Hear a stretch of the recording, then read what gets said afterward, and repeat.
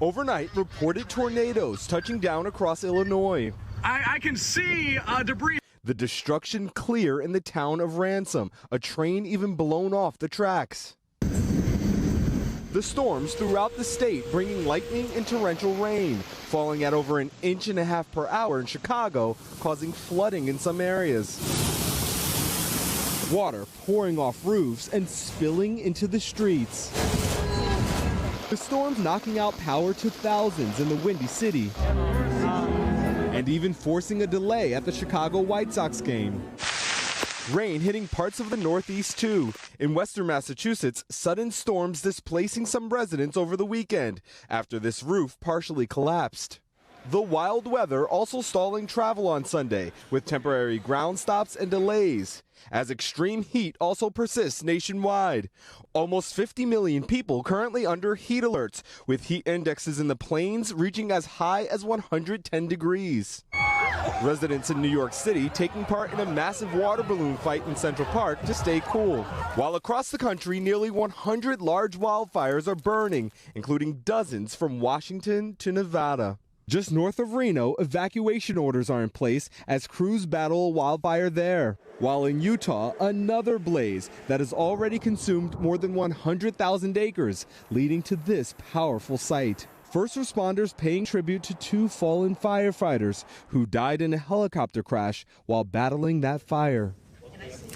Now back here in Illinois, let's talk about that tornado, that reported tornado here in Illinois. The climate unit from NBC News is saying there are more than 226 reports of tornadoes this year in this state alone. That's more than twice, double the tally of any other state to this point. By the way, I mentioned the morning commute. National Weather Service saying that there are more threats of thunderstorms, that hail and damaging wind going into the evening. We could be looking at a messy evening commute here as well.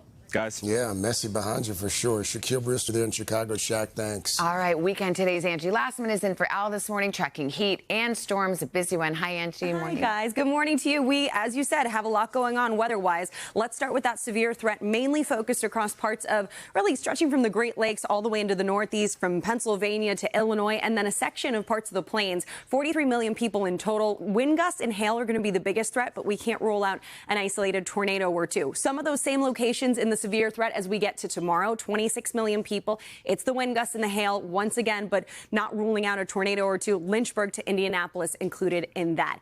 We've also got the heat to talk about, and a handful of records could be possible across parts of the Rockies, but still the 90s, if not the triple digits for your actual temperatures in some spots, but feeling much warmer than that in places like Savannah. 105 degrees this afternoon. St. Louis will feel like 105, 107 for Memphis.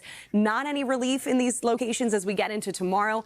Little Rock, you feel like 107. Raleigh, 102. 90 degrees in Atlanta for your actual temperature, but feeling near 100. And on top of that, we've got the air quality issues ongoing with those wildfires still burning across parts of the Pacific Northwest. Unhealthy and very unhealthy air quality in some of these pockets. Missoula, Libby, Spokane, some of those locations. So still heeding those warnings here as we get through at least the day today and potentially into the coming days. Those conditions still looking like critical across some of these sections, Rollins to Idaho Falls, and stretching down into portions of California where we've got those strong elevated winds as well as low humidity, guys. All right, Angie, we'll come back in just a few moments. Hey, thanks for watching. And don't forget, you can catch the Today Show every morning on NBC or take Today when you're on the go. Just follow the Today podcast on Apple Podcasts, Spotify, or wherever you listen.